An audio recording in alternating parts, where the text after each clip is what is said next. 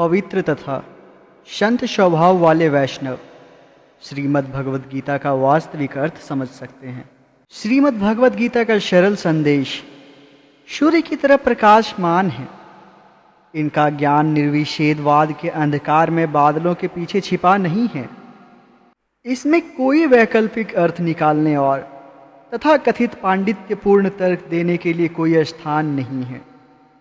कृष्ण भक्त ही श्रीमद् भगवद गीता का उपदेशों को पूरी तरह समझ सकते हैं। श्रीमद् भगवद गीता की शिक्षाओं का पालन करके भक्त कर्म चक्र की भयावह तथा शाश्वत दासता से मुक्त हो जाते हैं। ऐसे व्यक्ति किसी देश, जाति या समाज तक सीमित नहीं होते। भक्तों का अपना एक अलग वर्ग है। वे देश, स्थान आदि की परवाह किए बिना आध्यात्मिक समाज बनाते हैं। भगवान पर किसी विशेष समुदाय का एकाधिकार नहीं है। श्रीमद् भगवद गीता का संदेश सबके लिए लाभदायक है, अतः हर कोई इस संदेश को अपना ताकत बना सकता है। आखिर श्रीमद् भगवद गीता में ही भगवान श्री कृष्ण ने बिना किसी शर्त के यह घोषित किया है, हे पार्थ, जो लोग मेरी शरण ग्रहण करते हैं उन्होंने भले ही निम्न कुल, स्त्री, वैश्य तथा शूद्र में जन्म लिया हो, वे परम धाम को प्राप्त कर सकते हैं। असुर भगवान कृष्ण द्वारा वर्णाश्रम के विषय में कहे गए वचनों की गलत व्याख्या करते हैं और उसके आधार पर गलत काम करते हैं, किंतु इससे श्री कृष्ण या उनके वचनों पर कलंक नहीं लग सकता।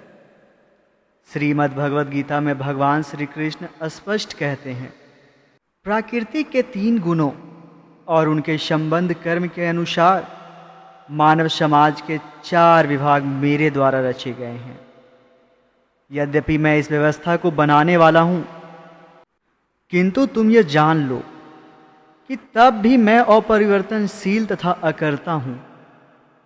समाज के 4 वर्ण अर्थात ब्राह्मण, क्षत्रिय, वैश्य और शूद्र का निर्णय जन्म के आधार पर नहीं बल्कि योग्यता के आधार पर किया जाना चाहिए। जैसे कोई व्यक्ति जन्म से नहीं बल्कि केवल योग्यता के आधार पर डॉक्टर या जज बनता है, इन 3 गुणों वाली भौतिक प्रकृति के संसार में वर्ण हमेशा से विद्यमान रहे हैं। इसलिए जन्म के आधार पर किसी व्यक्ति या जाति का निर्धारण नहीं होना चाहिए। ये 4 वर्ण व्यक्ति की योग्यताओं के अनुसार बनाए गए थे। डॉक्टर तो हर देश तथा समाज में उपलब्ध है। इसी तरह 4 वर्ण भी प्रत्येक देश या समाज में पाए जाते हैं। डॉक्टर का पुत्र डॉक्टर ही बने यह आवश्यक नहीं। इसी तरह समाज के 4 वर्णों में जन्मे बच्चों के व्यवसाय अपने माता पिता के व्यवसाय के अनुसार अपने आप निर्धारण नहीं होता। शास्त्रों में समाज के वर्णों का उनके गुणों के आधार पर विस्तार से वर्णन किया गया है। इसलिए जब हम मनुष्य की विभिन्न श्रेणियों का निर्णय किसी विशेष देश या जाति के आधार पर करते हैं तो वह हमारी सबसे बड़ी भूल है। आज भारतीय संस्कृति जाति प्रथा से जकड़ी हुई है और कुएं की मेढक के समान छोटी और संकीर्ण सोच वाले के कब्जे में है। भारत ने यदि श्रीमद् भगवद गीता के संदेश का ब्राह्मण के समान उदार हृदय से प्रचार किया होता तो इन संसार में शांति और अमन चैन का इतना अभाव ना होता। ब्राह्मण संस्कृति के प्रसार से संसार अत्यधिक समृद्ध होता। जात पात के चलते वैदिक सभ्यता अपंग बनकर रह गई है, जिससे पूरे संसार पर बहुत ही गंभीर विपरीत प्रभाव पड़ रहे हैं। परम भगवान ने ब्राह्मण संस्कृति के प्रसार द्वारा शांतिपूर्ण जीवन के अनेक द्वार खोल दिए हैं। वे ब्राह्मण संस्कृति को आत्मा का धर्म कहते हैं। केवल भाग्यवान लोग ही उनके जीवन का अनुसरण कर सकते हैं। तथा उनकी दिव्य शिक्षाओं का पालन करके अपने जीवन को पूर्ण बना सकते हैं। वर्णाश्रम दो प्रकार का है, असुरी तथा दैवीय। ये दोनों एक दूसरे से बिल्कुल अलग है। शास्त्रों में लिखित वर्णाश्रम सदैव सभी देशों में विद्यमान है। यदि किसी व्यक्ति को शास्त्र का ज्ञान है तो वह विभिन्न समाजों की छानबीन करने पर उसे आसानी से ये 4 श्रेणियां मिल जाएगी। ब्राह्मण के गुणों वाले व्यक्ति लगभग हर समाज में देखे जाते हैं। ये लोग आज के समय में बुद्धिजीवी कहलाते हैं। इसी प्रकार अन्य श्रेणियां भी समाज में विद्यमान रहती है। इसलिए इसमें कोई संदेह नहीं कि समाज के 4 वर्ण अपने गुणों के अनुसार सर्वत्र थे, हैं और हमेशा रहेंगे। जो लोग यह सोचते हैं कि ब्राह्मण तथा अन्य 3 वर्ण केवल भारतीय समाज में पाए जाते हैं, वो भूल करते हैं। शास्त्रों में कहा गया है कि कलयुग में हर व्यक्ति 4थे वर्ण अर्थात शूद्र के रूप में जन्म लेता है। फिर भी भारत में अनेक लोग उच्च ब्राह्मण के गुणों से संपन्न हैं। इसमें संदेह नहीं कि अन्य देशों में भी ऐसे लोग पाए जाते हैं। प्रत्येक देश में योग्यता के अनुसार पर मनुष्य के ये 4 वर्ण पाए जाते हैं। यह सत्य है कि कुत्ते का मांस खाने वाला चंडाल, जो शूद्रों से भी नीचे है, वह विभक्ति करने का पात्र है। यदि कोई चंडाल उच्च भगवान का भक्त बन जाता है तो योग्यता के आधार पर अन्य सभी वर्णों के लोगों द्वारा वह सम्माननीय है। इस संदर्भ में शास्त्रों में अनेक प्रमाण मिलते हैं। हरि भक्ति विलास में कहा गया है, चंडाल भक्त व ब्राह्मण भक्त को एक जैसी आध्यात्मिक सफलता मिलती है। श्रीमद् भगवद गीता में महाराज कहते हैं कि चंडाल भक्त साधारण कर्मकांडी ब्राह्मण से कई गुना अधिक उन्नत है। ऐसे चंडाल भक्त निश्चित रूप से ब्राह्मणों के भी गुरु बन सकते हैं। इतिहास में ऐसे अनेक उदाहरण देखने को मिला है, जहां निम्न कुल में जन्मे कई आचार्य ने उच्च कुल के भक्तों को शिक्षा दी है। गुण और कर्मों के आधार पर जाति का निर्णय होता है, किंतु भगवान का शुद्ध भक्त होना इन सब चीजों से परे है।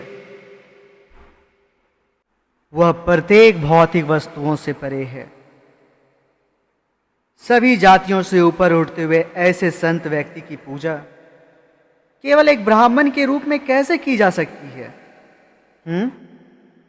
इसलिए जिस किसी ने भगवान की शरण ली है वह सभी देश तथा सभी कालों से समस्त सौभाग्य प्राप्त करता है। इसका उल्लेख श्रीमद् भगवद गीता के कई श्लोक में हुआ है।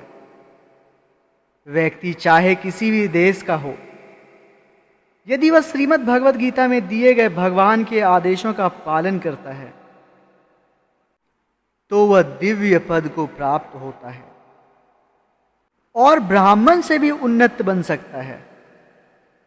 श्रीमद् भगवद गीता में भगवान श्री कृष्ण कहते हैं, जो व्यक्ति कृष्ण भक्ति में पूर्णतः मग्न रहता है उसे आध्यात्मिक कर्मों के पूर्ण योगदान के कारण अवश्य ही भगवान की प्राप्ति होती है, क्योंकि उसमें हवन ही ब्रह्म है और हवि भी उस ब्रह्म की होती है।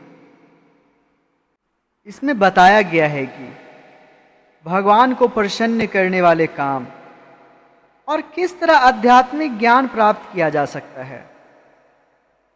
श्रीपाद शंकराचार्य ने मायावाद सिद्धांत का प्रचार किया। इसके प्रमाण में उन्होंने सर्व खलिवंद ब्रह्म जैसे वाक्यांशों का उदाहरण दिया। जिसका भाव है कि स्वभाव से हर वस्तु ब्रह्म है। शंकराचार्य के इस सिद्धांत ने प्रामाणिक शास्त्र तथा सिद्धांतों में बहुत भ्रम उत्पन्न की, किंतु यह वाक्यांश श्रीमद् भगवद गीता के उपरोक्त श्लोक के अनुरूप है। यहां इस बात की चर्चा करना अति आवश्यक हो जाता है कि भगवान को खुश करने के लिए भक्ति किस तरह से की जाए। यहां यह बात भी ध्यान देने योग्य है कि राजा जनक जैसे शांत स्वभाव के ऋषियों ने यज्ञ द्वारा किस प्रकार कर्मयोग या भक्ति का पालन किया। सारे यज्ञों का उद्देश्य भगवान विष्णु या श्री कृष्ण को प्रसन्न करना होना चाहिए। वृद्धावस्था में जड़ पदार्थ के साथ संपर्क से बच पाना कठिन है, क्योंकि शरीर का पालन पोषण करने तथा अन्य प्रयोजन को पूरा करने के लिए जब हम कर्म करते हैं तो हमारे भौतिक प्रकृति से घनिष्ठ संबंध बन जाते हैं। यदि हम सभी कर्मों को परम सत्य ब्रह्म की सेवा में लगाते हुए उन्हें आध्यात्मिक बना दें तो ये कर्म यज्ञ का रूप धारण कर लेते हैं। दूसरे शब्दों में, जब कोई व्यक्ति हर वस्तु में आध्यात्मिकता का दिव्य या परम ब्रह्म का दर्शन करता है, तभी वह भगवान को प्राप्त कर सकता है। वैष्णवों का कहना है, भक्ति में जिस वस्तु को भी भगवान से संबंध बन जाता है तो वह हर वस्तु दिव्य बन जाती है। दूसरे शब्दों में, वह वस्तु परम भगवान माधव से भी अभिन्न है। जिस तरह लोग आग के संपर्क में लंबे समय तक रहने के कारण अपना गुण त्याग कर अग्नित्व को प्राप्त हो जाते हैं, उसी तरह यज्ञ में ब्रह्मा को अर्पित हर वस्तु परम या दिव्य बन जाती है। श्रीमद् भगवद गीता में भगवान श्री कृष्ण कहते हैं, और मैं ही उस निराकार का आश्रय हूं जो चरम सुख या स्वाभाविक पद है। यह श्लोक साफ साफ घोषित करता है कि ब्रह्म तो भगवान श्री कृष्ण के शरीर का तेज है। भगवान श्री कृष्ण ब्रह्म के उद्गम हैं। इसलिए श्री कृष्ण की प्रेममयी सेवा ही भगवान की सही मायने में प्राप्त करने को कहा जा सकता है। यज्ञ तभी उचित रीति से संपन्न होता है जब यज्ञ की सारी सामग्री हवि, अग्नि, घी आदि आध्यात्मिक हो जाए, अर्थात श्री कृष्ण के संपर्क में आने से ब्रह्म अवस्था को प्राप्त कर ले। यज्ञ संपन्न करने का अंतिम लक्ष्य भगवान विष्णु के प्रति शुद्ध प्रेम प्राप्त करना है। अतः भगवान विष्णु की प्रेम भक्ति ही यज्ञ का सबसे उत्तम स्वरूप है। ऐसी अवस्था में ब्रह्म में पूर्ण रूप से लीन होना भी कहा जा सकता है। इस तरह कर्म करने वाले लोग धीरे धीरे जड़ पदार्थ से विरक्त होकर भगवान की भक्ति में लीन हो जाते हैं। इस तरह से वे अपने हृदय दर्पण को साफ करके संसार की मोह माया से ऊपर उठ के भगवान श्री कृष्ण को प्राप्त करते हैं। वे ब्रह्म निराकार अनुभूति से ऊपर स्थित होते हैं, क्योंकि वो भगवान की भक्ति में लीन होकर भगवान को प्राप्त करते हैं। ऐसी स्थिति में उसकी चेतना कभी दूषित नहीं होती। अपने दिव्य रूप में पूर्णतः मग्न रहते हुए भी वे अपनी इंद्रियों के पूर्ण स्वामी होते हैं। यदि वे चाहे तो वे ब्रह्मांड पर शासन करने के लिए आदर्श व्यक्ति कहलाते हैं और वे सभी के लिए सौभाग्य ला सकते हैं। किंतु बुद्धिजीव किसी भी तरह से संसार को लाभ नहीं पहुंचा सकते। शुद्ध जीवात्माएं बहुत दुर्लभ होती है और मुक्त अवस्था में रहते हुए निरंतर कर्म योग का पालन करती है। श्रीमद् भगवद गीता में कहा गया है, भक्ति भाव से कर्म करने वाला व्यक्ति विशुद्ध आत्मा है। वह अपने मन तथा इंद्रियों को वश में रखता है तथा सभी को प्रिय होता है और सभी लोग उसे प्रिय होते हैं। ऐसा व्यक्ति कर्म करते हुए भी कभी कर्म बंधन में नहीं बंधता। कुछ लोग ऐसे ही हैं जो निरंतर कर्म योग में लगी इन शुद्ध आत्माओं से बिल्कुल विपरीत काम करते हुए जीवन बिताते हैं। ऐसे सकाम कर्मियों को पूर्ण पुरुषोत्तम भगवान श्री कृष्ण से कोई संबंध नहीं होता, इसलिए वह अपने हृदय के मैल को साफ नहीं कर पाते। वे काम वासना के दास होते हैं और अपनी मनमर्जी से इंद्र तृप्तियां में ही सारा समय गवाते हैं। इस पर भी वह निर्लज्जता पूर्वक कहते हैं कि सारे कर्म तो पूर्ण पुरुषोत्तम भगवान द्वारा प्रेरित होते हैं। धोखेबाज तथा नास्तिक होने के कारण वे ऐसा इसलिए बोलते हैं ताकि उनके गलत काम को भी लोग स्वीकार करें।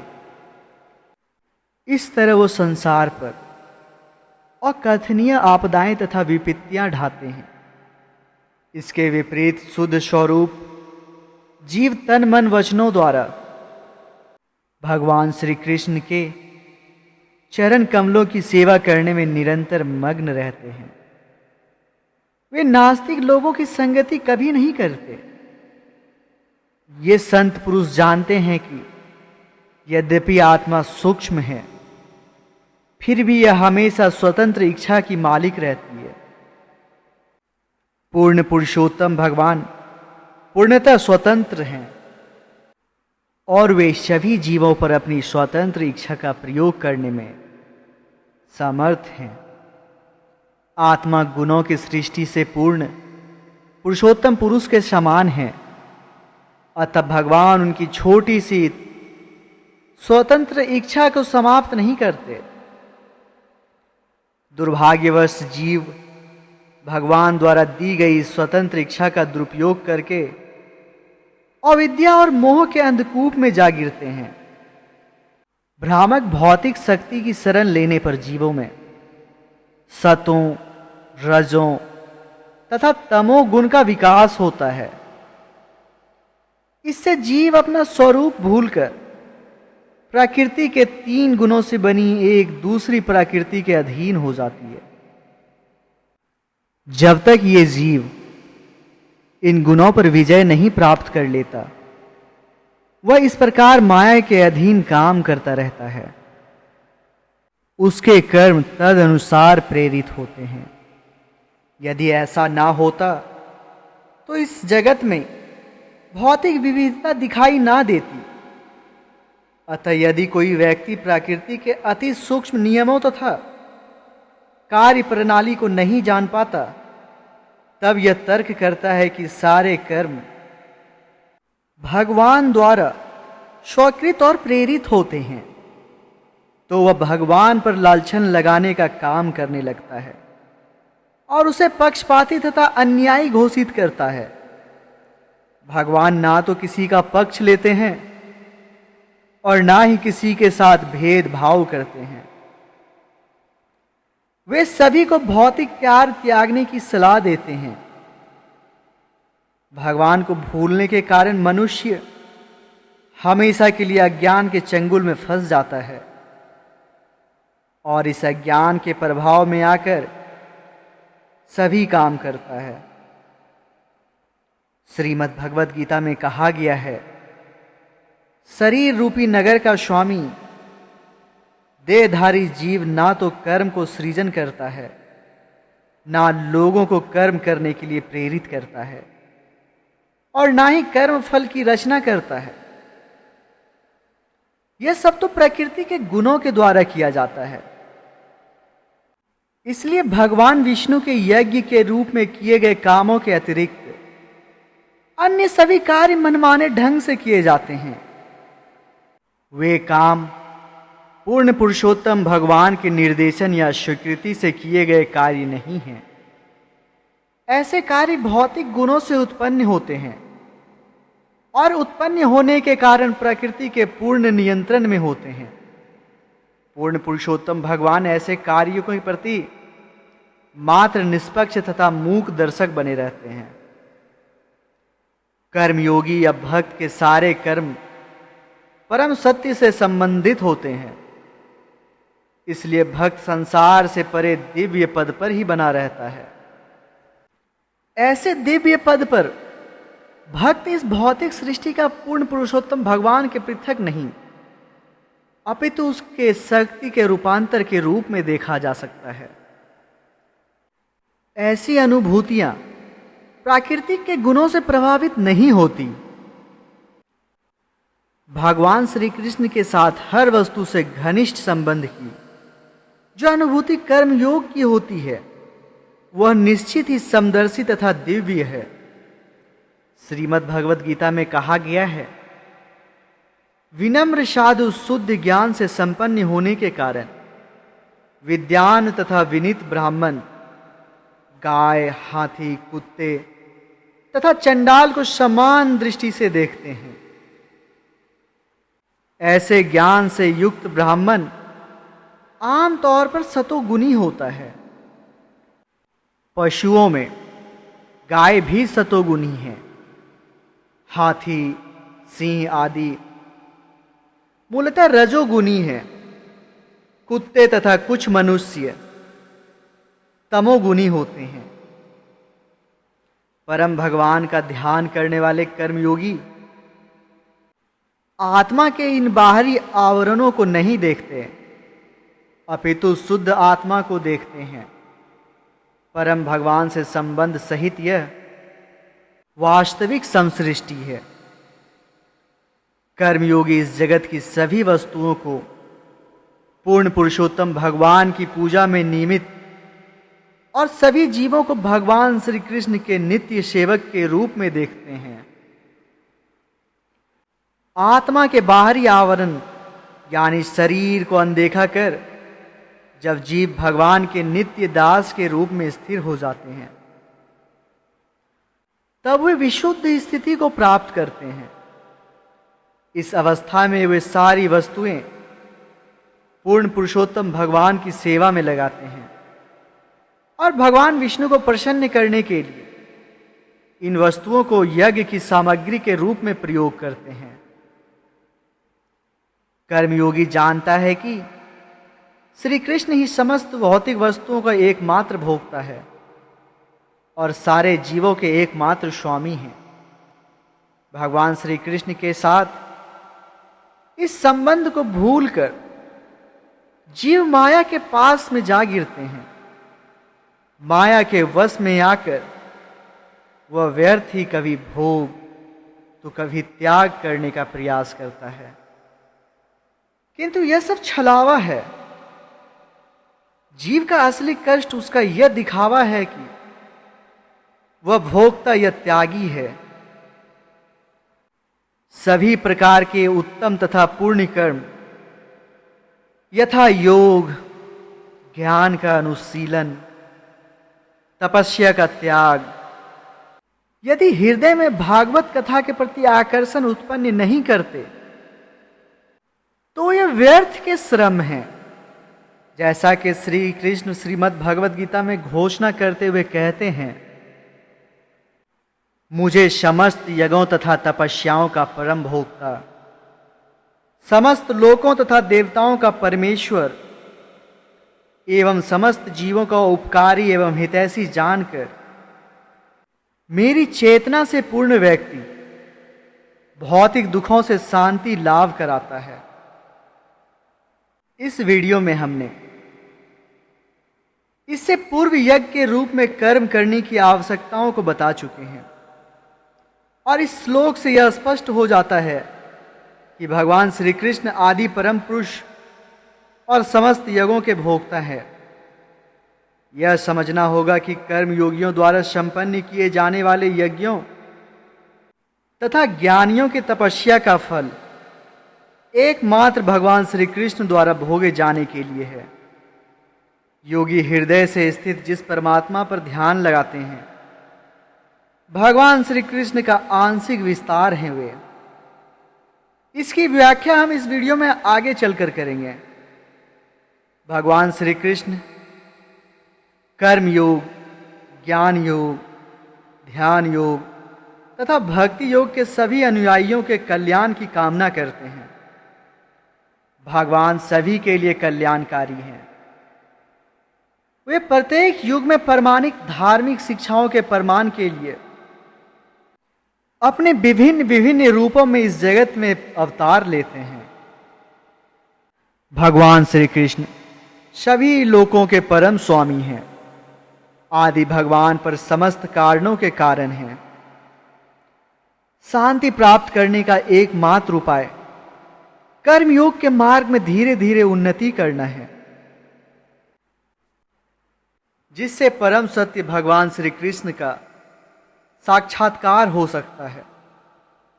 भगवान श्री कृष्ण को संतुष्ट करने के लिए कर्म कर रहे लोगों को अलग से यज्ञ तथा तप करने की आवश्यकता नहीं होती। वे कर्म शुद्ध करके किसी भी रूप में भगवान को प्राप्त कर सकते हैं। इसके पूर्व हम बता चुके हैं कि शुद्ध कर्म योगी ब्राह्मण सन्यासी का योगी होता है। वह कर्मी की तरह यज्ञ करने तथा अपने कर्तव्य का निर्वाह करने में दक्ष होता है। वह ज्ञानी की तरह विरक्त तथा तपस्वी होता है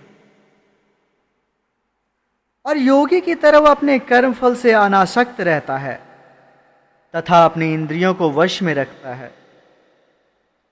समस्त सकाम कर्मों के विरक्त और भगवान तथा उनकी भक्ति में आसक्ति के कारण भक्त के सभी सद्गुणों का विकास होता है।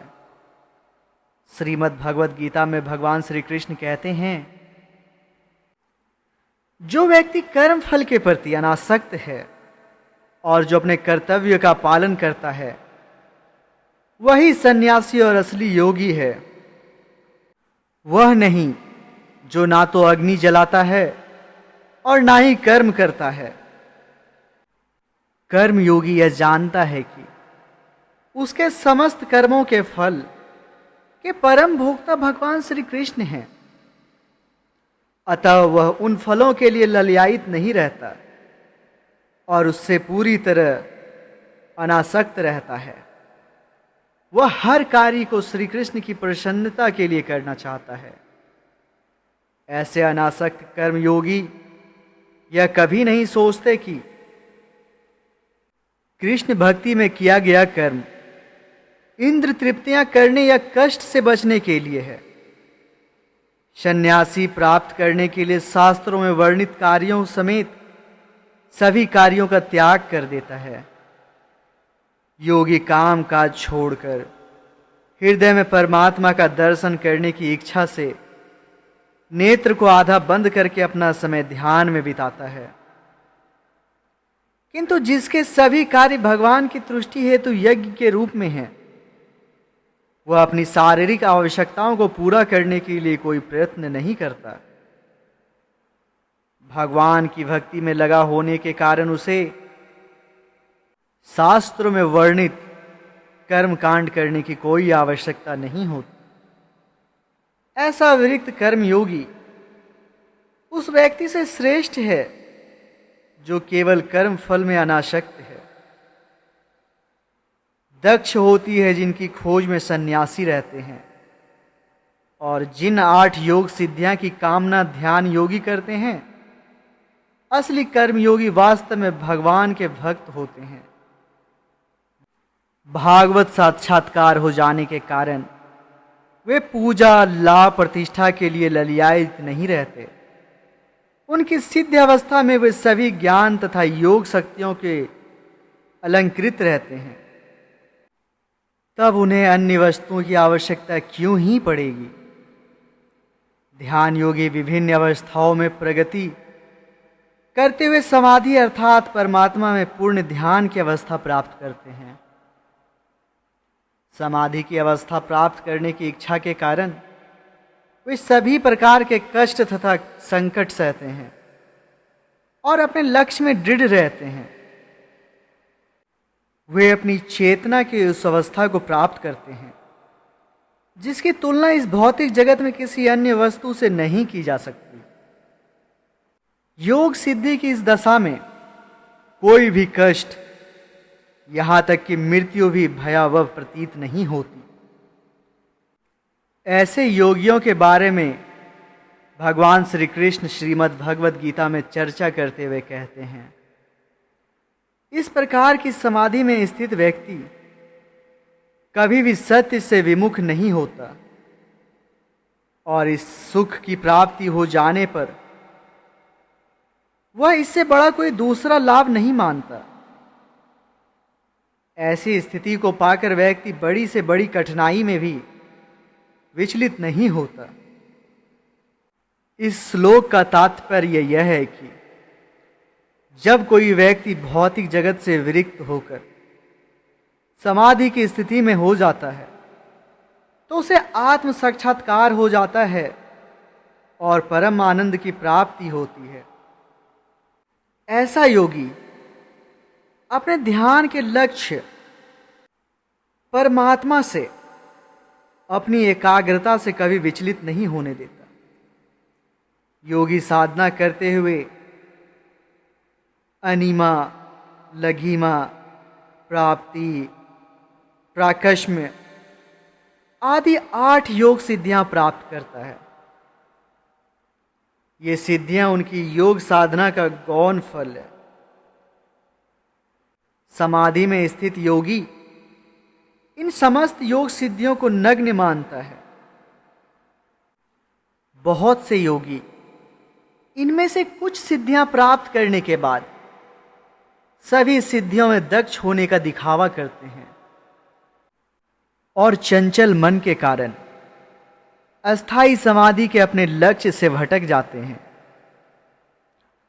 और दूसरी ओर जिस भक्त में ये सारी योग सिद्धियां प्राप्त हो जाती है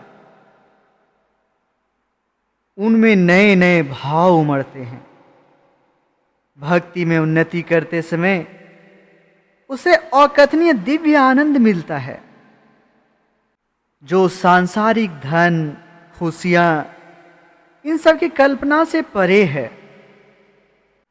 कर्मयोग की बात तो दूर, अष्टम योगी जैसे निम्न कोटि की साधना में समाधि की दिशा में योगी जो प्रगति करता है वह व्यर्थ नहीं चाहती। भले ही एक जीवन काल में वह अपने लक्ष्य तक ना पहुंच सके, वह अपने अगले जीवन में भी प्रगति करता रहेगा। इसके विपरीत सकाम कर्मी के लिए मृत्यु के समय उसकी सारी अर्जित संपत्ति, शिक्षा और उसे प्राप्त करने में उसके सारे प्रयास निष्फल हो जाते हैं। शुद्ध कर्मयोगी या भक्त के सारे भक्तिमय कार्य मन तथा शरीर के स्तर से परे होते हैं। आत्मा तथा परमात्मा से संबंधित होने के कारण उनके कार्यकलाप शुद्ध और विनाशी आत्मा की संपत्ति बन जाती है। जिस तरह शरीर के नष्ट होने पर आत्मा कभी नष्ट नहीं होती, उसी तरह इस भक्ति में धन में कभी भी कमी नहीं होती। इसलिए श्रीमद् भगवद गीता के अनुसार कर्मयोगी सदैव आत्मा के लाभ तथा उत्थान के लिए कर्म करता है और उसका यह प्रयास तथा इसके फल इस जन्म में तथा अगले जन्म में भी अस्थाई आध्यात्मिकता से निधि के रूप में बने रहते हैं। यह आध्यात्मिकता धन कभी खत्म नहीं होती। श्रीमद् भगवद गीता में भगवान श्री कृष्ण कहते हैं, हे पृथापुत्र, शुभ कार्य करने वाले योगी का ना तो इस लोक में और ना ही आध्यात्मिक लोक में विनाश होता है। हे मित्र, भलाई करने वाला कभी बुराई से पराजित नहीं होता। मनुष्य के दो प्रकार होते हैं, नियमों का पालन करने वाला तथा नियम तोड़ने वाले। इंद्र तृप्तियां करने वाले और अनुशासन तथा नियमों का पालन ना करने वाले लोग बिल्कुल पशुओं की तरह होते हैं। ऐसे व्यक्ति चाहे तो वह सभ्य हो या असभ्य, शिक्षित हो या अशिक्षित, निर्बल हो या बलवान, उनके कार्य सदा व्यवहारिक नहीं होते। वे किसी को लाभ नहीं पहुंचा सकते। नियमों का पालन करने वाले मनुष्य तीन प्रकार के होते हैं, कर्मी, ज्ञानी तथा भक्त। इन तीन नियमों का पालन करने वाले मनुष्य का विस्तार से वर्णन मैं आपको अगले वीडियो में करूंगा। आज के लिए धन्यवाद। आपका दिन शुभ हो।